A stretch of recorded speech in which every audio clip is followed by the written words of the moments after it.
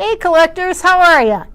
This is Melinda Seegers from Department 56, your Miss Lit Town, and we tried to position my table today so that the backdrop is our Halloween display, and I hope you can see a little bit of that.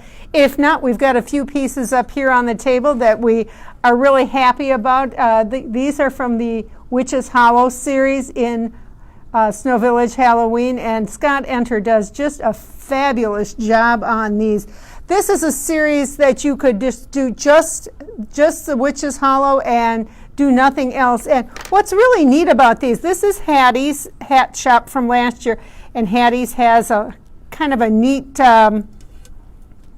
old-fashioned looking what do you call this? It's netting on it. And you know, when you take it out of the box, it's kind of plastered right to the piece. So I've kind of tried to fluff it up a little bit. I think if you take it out and play with it a little bit, you'll get a little more breathability out of this, and I think the more it sticks out, the more it shows on in your village display. The purple lights, I think, are something really interesting on this piece, and Scott has used these in quite a few areas. Now the lights on these are LEDs, so you can't move them, you can't replace them, but I think the piece itself is really, and it's not a very big piece, as you can see. Oh, I'm destroying my display here. We'll just bring that back up. The other one that I have here is brand new for this year, and I really like this. This is Sasha's Book Emporium. A lot of us are part of book clubs and things like that. So book clubs are pretty popular. So bookstores, of course, are they going by the wayside? No, I think we still love to go to bookstores. And Sasha's also has some really neat little features. It's got some smoke coming out of the chimney, which you can do with a little bit of batting if you've got other pieces with chimneys that don't have things like that. I love the little light over the sign that says Sasha's Book Emporium, and the sign, of course, is an opened book. The cats are guarding the doorway, so lots of neat little features on this one. And again, part of Witches Hollow, and as you can see, you can have this be almost all the way around. So there's details and details and details on these pieces, and I really, really like them. What I thought I'd do today, with only about 6 weeks to the big day, Halloween, I thought we'd talk a little bit more about Halloween. And in some of my Facebook postings online, you really seem to enjoy some of the facts that I seem to find, a little trivia facts about various pieces and various events. So I thought maybe I would use a few of our pieces and tell you a little bit about trick-or-treat and Halloween. There's a lot of controversy on how just our Halloween as a holiday really came to be. It's a combination of customs taken from old Celtic traditions, Irish traditions, Christian beliefs, and there's some controversy over when the secular holiday began. I like to think that all the fun and spooky aspects of the day could be put in a large witch's cauldron, mixed thoroughly, and the result is what generates into millions of dollars in retail sales every year and tons of fun for all. And it really has become a holiday not just for the kids anymore. I think more and more adults are getting into trick-or-treating and Halloween parties. And, you know, we've got our fair share of trick-or-treaters here in Snow Village Halloween. Here's a really cute pair of accessories. The little girl is dressed up as a bat, and she's got her little trick-or-treat pumpkin where she's going to put all her goodies, and Dad is taking a picture of her.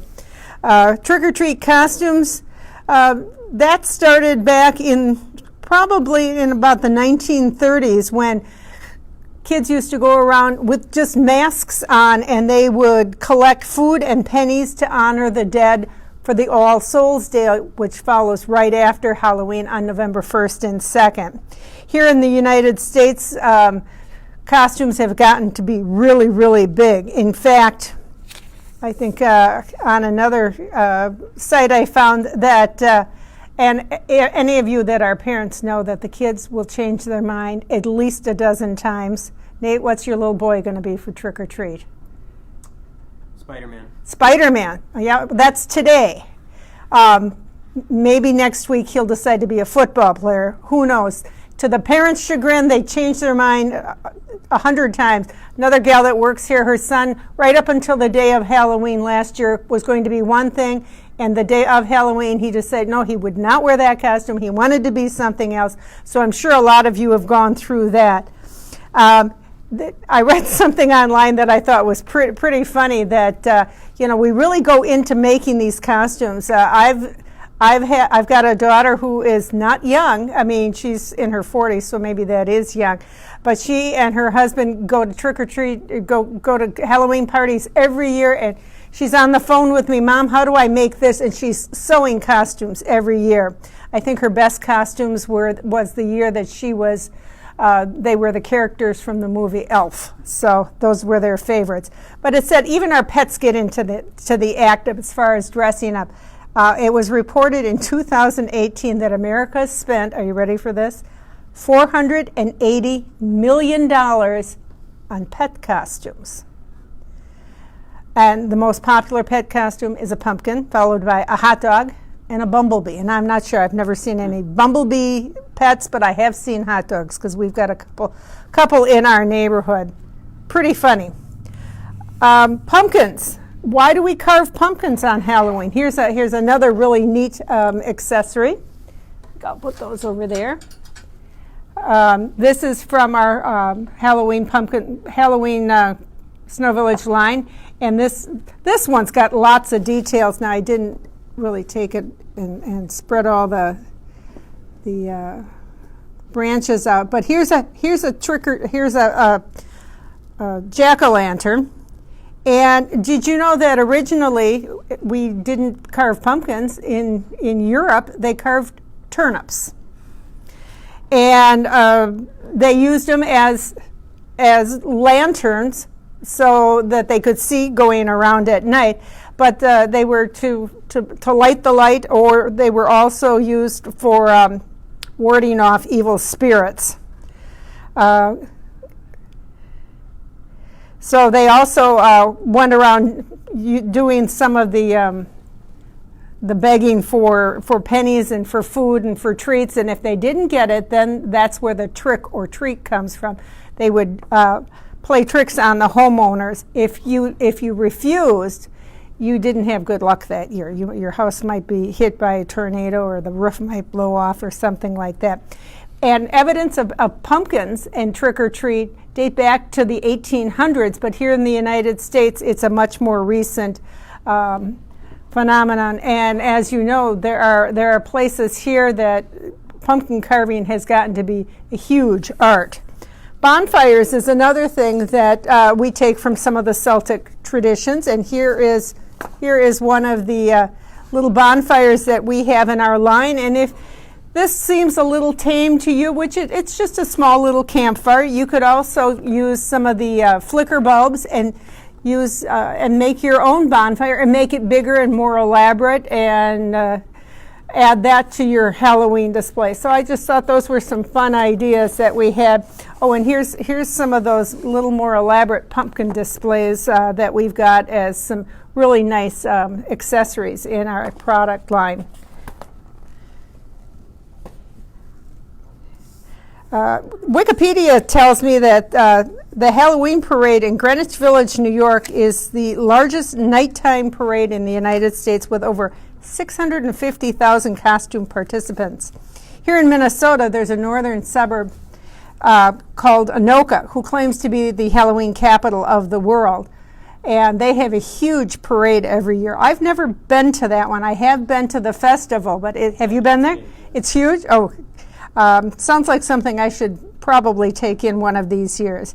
And another place where they have a huge Halloween parade is Portland, Oregon. And they do a huge nighttime parade. And apparently all these parades must happen at night, because spookier is better at night, as far as I'm concerned. So I just thought you might enjoy some of those little tidbits that I found out about Halloween. This is one of our most popular, best-selling accessories that we've done in Halloween. This is this ghost that's LED lit. You can have several of these in your graveyard, and it really has been a popular item. In fact, it was so popular after the first year, I suggested to Rick Jackson, who was on our program last time, that, hey, this would really work well with Scrooge and Marley. So we now have Marley in a very similar type of accessory.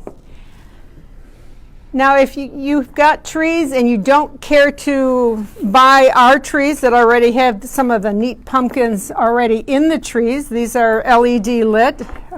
You can take just regular trees. Oh, now we've got this it lit when it wasn't. There you go. There we go. Okay. But you can take just regular bare branch trees like these. This one right here. You can take regular bare branch trees and put in your own LED lights like these. These happen to be some from a couple of years ago. These are the string of bloody lights, and put those in your trees, and then when Halloween is over, you take them out and then you can use them in your Christmas display. So you can get double duty out of some of these products, which I think is always helpful. Now I'm going to show you something that I've been working on. Someone said to me, "Oh, Melinda, when you did that this demonstration a few months ago at Easter time where you put the jelly beans on the trees, that was really neat. Can you think of anything else to do?" And I'm thinking, not all that creative, but I did come up with something and I wanted to show it to you. So let's move a couple of things out of the way and I'll show you my little DIY project.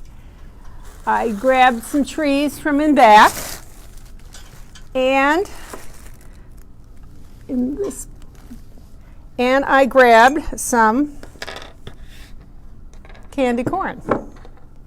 Now, I also learned when I went to Target and bought candy corn, that candy corn this year comes in mini. So regular candy corn is really quite large, and you can see the difference in size here. I would say it's probably 1.5 inches, whereas this is maybe 3/4 of an inch, so it's much smaller. And I used it just like we did with the jelly beans, and I put it on a tree and made my own candy corn tree, which I think if you did the whole tree with the mini size, it'll look really, really cute, and it'll look really good in your display if you happen to have this Halloween piece called the Candy Corn House. So that'll look really good together. When I first was doing this, I found just a regular evergreen tree and put the candy corns on, and I thought, gee, that looks really cute. But wouldn't it look even cuter if we took some black spray paint and spray painted these trees, which I know you can do in a very well ventilated area. Do it kind of lightly, make yourself like a spray box. Using a shoebox would work great. Or I happen to find we have some black sisal trees in our product line this year, and these also have some glitter on them, and I think they really show up nicely on the black trees. It's a nice contrast. So there's my DIY for this week. Great idea to add something just a little bit different and unique to your display.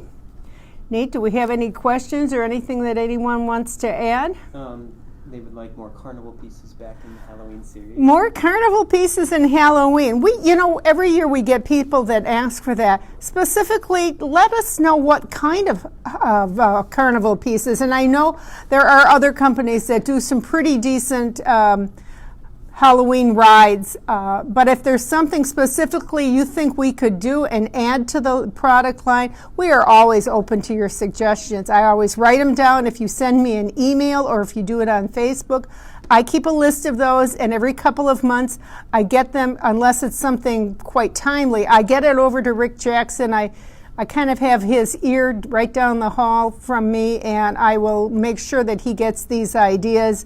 And when they have their product development meetings, they will talk about the feasibility and would these work and how expensive would they be and things like that. So not only for the carnival pieces, but for any products that you have seen. If you see something that you think you'd like to see added for Halloween, let us know. If you see something you'd like to have in the Witches Hollow series, let us know about that. And if you see something that you'd like to have us add for Christmas, let us know about that too. One thing before we leave today, I'd like to make sure that you all know that there are replacement parts available online for many of these products that we sell, whether that be adapters, bulbs, cords, little hanging signs. If it doesn't show up online, it means we don't have it. So everything available is online. We now have a really nice system where you can sort it by, if you're looking for a sign for a certain building, you can click on signs and it'll bring up all the signs available. If you know the name and or item number of the piece that you're looking for a replacement part for, there's a place you can put that in online. And at this time of year, we try to get our orders out within about 24 hours. So it doesn't take too long for them to get to you. And shipping, I would say maximum, unless you're in a very remote area or in Alaska or Hawaii, maximum is 5 days. So we get them right out the door, and then it's up to the U.S. Mail Service to get them to you. We're glad you joined us. Next time will be October 3rd, so we'll be well into October.